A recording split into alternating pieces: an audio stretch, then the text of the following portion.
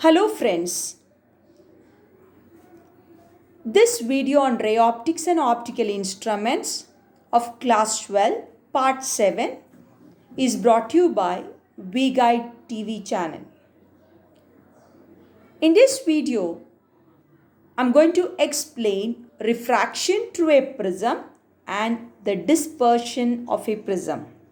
Refraction and dispersion of a prism. Refraction through a prism. So in the previous videos, we already discussed what is refraction. When the light travels from one medium to another medium, there will be some change in the path of the light ray. And in another video, I discussed about refraction through a slab. So this is refraction through a prism. Okay, see, this is a triangular prism. In this triangular prism, I have two refracting surfaces, AB and AC are my two refracting surfaces. And this BC is the base. BC is the base. And this pink color one, what I mark PQ, this is the incident ray. This incident ray, when it hits on the first interface AB, it is getting refracted. It getting refracted and it comes to the second surface. And from this surface, it is getting emerged. If you draw a perpendicular like this yellow color one, I marked is a normal perpendicular. The angle between normal and the incident ray is called angle of incidence.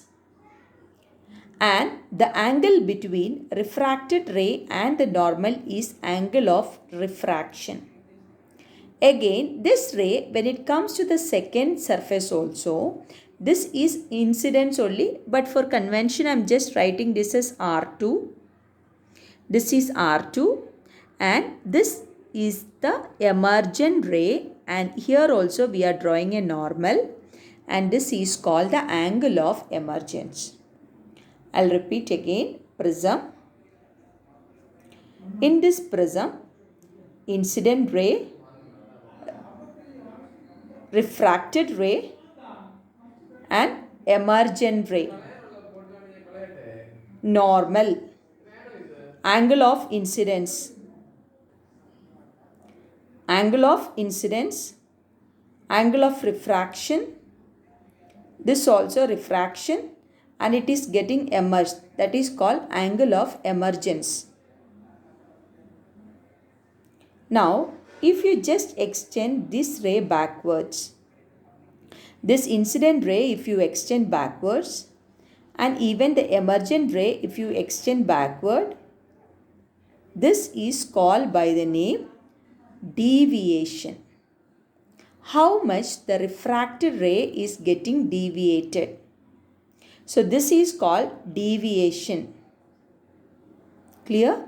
So what I told, the light ray PQ is incidenting on the interface AB, or the first refracting surface AB getting refracted and gets emerged.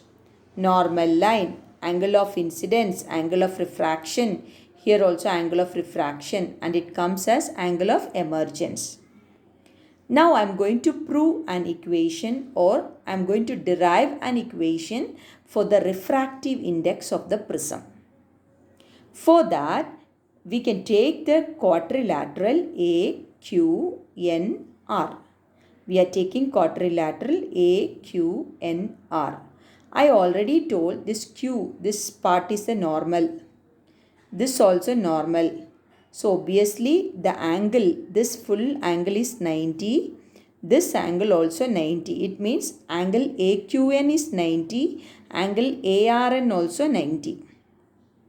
Clear? AQN is 90. ARN also 90. Two more angles are there for quadrilateral. That is angle A and another one is QNR.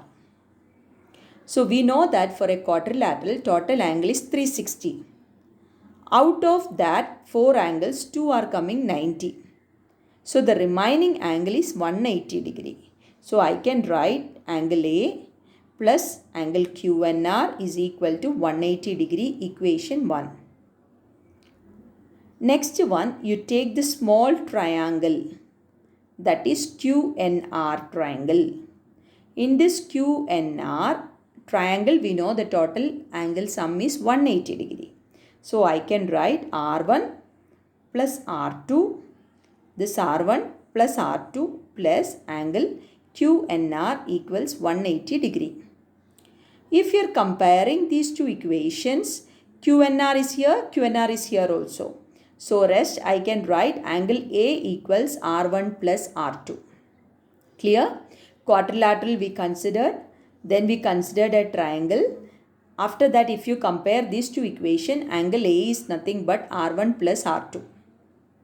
Now if you take this angle, exterior angle of the triangle QMR, right? If you take this delta as the exterior angle for the triangle QMR, exterior angle is sum of interior angle. So what about this interior angle? This is nothing but these two are vertically opposite angles. So this is I1 means total should be I1. So what is the remaining value? I1 minus R1. Here also this E and this full part is vertically opposite angles. They are equal. So we can write this part is E minus R2. So the exterior angle delta I can write it as I1 minus R1 plus E minus R2. Okay. I1 or see, this is only I mark, so put it as I, no problem, I. And here I can write it as I1 plus E minus R1 plus R2. Already we have written here R1 plus R2 is A. So we can write I1 plus E minus A, equation number 3. Then there is a condition for prism called minimum deviation. Minimum deviation means this condition should satisfy. That means angle of incidence should be equal to angle of emergence. Angle of incidence should be equal to angle of emergence, R1 equal to R2. So we can write I1 equal to E, R1 equal R2 equal R. This is the condition for minimum deviation. At this condition, remember QR is parallel to the base. QR is parallel to base BC. So remember this one also. I1 should be equal to E. It means angle of incidence should be equal to angle of emergence. R1 equal to R2 equal to R. At that time, QR, that means this refracted ray is parallel to your base BC. If it is like that, what happened to your equation 3 and 4? This become R plus R, 2R. Therefore, what is R? A equals 2R and R equals A by 2. If you substitute that in this equation, these two are same. This is A. So I can write delta by a new symbol D, capital D. Okay, it is called the deviation. D or dm you can write, no problem, dm. So dm is equal to 2i minus a. Why 2i? I plus I is 2i minus a. Then from these two equations you find out what is I and R. R is a by 2. What about I? I can write, a will go that side. So it will be a plus dm by 2 is your I. Okay. I is nothing but a plus dm by 2. So we can write n equals sin I by sin R, your Snell's formula. I is a plus dm by 2 divided by a by 2. This formula is called Prism formula. So Prism formula is very simple. We are doing refraction through a prism.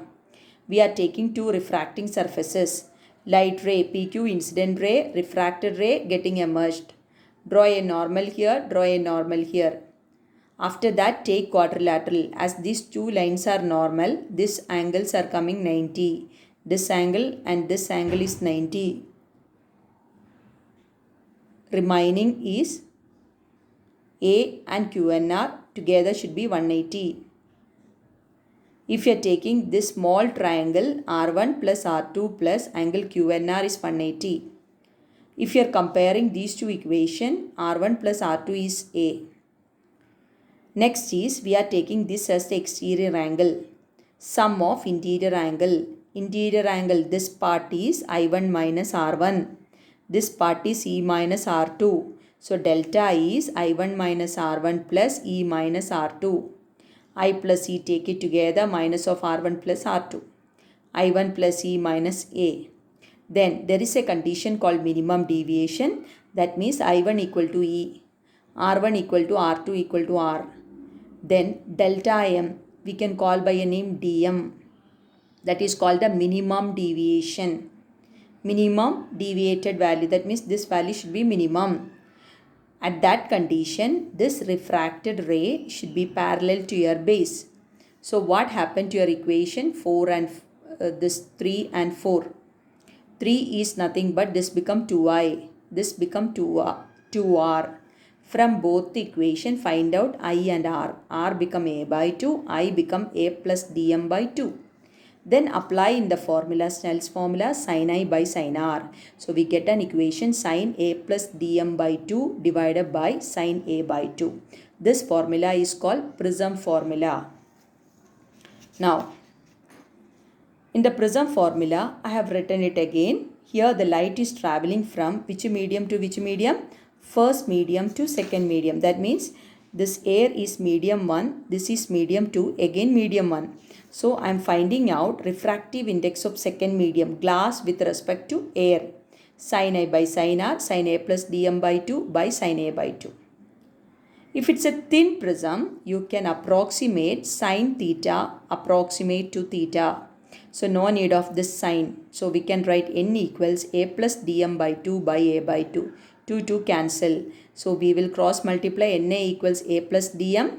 Dm equals n minus 1 into A. This is the equation for deviation of a thin prism. Numericals they may ask. Okay, no need of taking sign. Then another important graph. This is called ID curve. This is called by the name ID curve. Angle of incidence versus deviation. From this graph we understood as angle increases, deviation get decrease, and at one point deviation is minimum. And this is called minimum deviation dm. At minimum deviation, your angle of incidence should be equal to angle of emergence. Graphical questions also they can ask. As angle of incidence increases, angle of deviation decreases. Then at one angle of incidence, deviation will be minimum and it is called minimum deviation. And at that point, I and E should be equal. And again it get increased. Okay.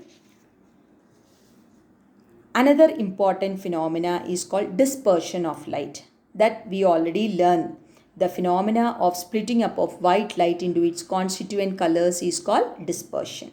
If a white light is passed through a prism, this is a white light and it's split into its 7 component colors. If you see this one, you can understand that red color deviates least and violet color deviates maximum. And remember, this is a very important formula. You should remember that deviation is inversely proportional to refractive index, is inversely proportional to wavelength. So it means that deviation and refractive index are directly proportional. But refractive index and wavelength are inversely proportional. That is the reason why deviation of red color is least and violet color is maximum. This also we learned in school classes. That means recombination of light. This is a Newton experiment. White light when passed through a prism, it split into 7 component colors. And again this 7 colors is going inside the prism which is in the reverse order. It again combines to form a white light. Okay, recombination of the light. So white light composed of 7 colors. Now I want to discuss some natural phenomena. So a main natural phenomena is scattering of light. When as sunlight travels through the earth atmosphere, it gets scattered by atmospheric particles. Then light of shorter wavelength is scattered much more than light of longer wavelength. The amount of scattering is inversely proportional to 4th power of the wavelength, and this is called Rayleigh scattering. So here what is in scattering of light due to atmospheric particles, I want to tell. Due to atmospheric particle, our sunlight will get scattered. And this scattering depends upon Rayleigh scattering. Rayleigh scattering means the amount of scattering is inversely proportional to 4th power of the wavelength. And because of this reason only, our sky appears blue. And shorter wavelength scatters more. So violet, indigo, blue gets scattered more. In that, our eyes are more sensitive to blue color. That's what sky appears as blue. Another, these two are very important thing. We will see what is the relative size of the scatterer, that is called A, and we compare that with the wavelength. If the relative size A is very less than lambda, Rayleigh scattering takes place. For example, blue color of scattering and all. But if A is very greater than lambda, all the wavelength gets scattered equally. That is the reason clouds appears as white. All the colors are scattering equally. Cloud size, that is very greater than lambda. So these two things you have to remember for scattering. So if the scatterer size is lesser than lambda, Rayleigh scattering takes place. It means amount of scattering is inversely proportional to 4th power of the wavelength. But if scatterer size A is greater than lambda, then all the wavelengths scatter equally. That is the reason why clouds appears as white. So what I told here is a natural phenomena of light called scattering. And another natural phenomena is rainbow. So in this rainbow, there are two types of rainbow I mark here. One is called primary rainbow, other one is called secondary rainbow. In a primary rainbow, if you see, the light rays undergoes refraction, total internal reflection, again a refraction. That rainbow is called a primary rainbow. When it undergoes refraction, total internal reflection and a refraction. In this case, we can see that the red color at the top and violet color at the bottom. And they gave an angle also 40 to 42 degree variation. But if you see the secondary rainbow, here light ray will enter refraction, total internal reflection here. Here also one total internal reflection, again one refraction. So it is refraction, total internal reflection, again one more total internal reflection and a refraction. In this case, one more total internal reflection is there. Therefore, reverse will happen. Violet will come at the top and red will come at the bottom. It means red color will come at the bottom. So what I want to tell, another important natural phenomena is rainbow. In rainbow, there are two types of rainbow, primary rainbow, secondary rainbow. In primary rainbow, 2 refraction, 1 total internal reflection. And in this case, red color on the top and violet color at the bottom of the rainbow. But in a secondary rainbow, refraction, total internal reflection, again a total internal reflection and a refraction. So that time violet color on the top and red color at the bottom. I want to discuss a numerical. A light ray passes through an equilateral prism such that angle of incidence is equal to angle of emergence. If the angle of emergence is 3 by 4 times of angle of prism, calculate the refractive index of the prism. Simple question only. They told equilateral prism. So A equals 60. They told angle of incidence is equal to angle of emergence. So I equals E. So we should write I equals E. And one more thing they told, angle of emergence is 3 by 4 of angle of prism. So I am just writing I equal 3 by 4 of A. I and E are same, no? So 3 by 4 of 60, 45 degree.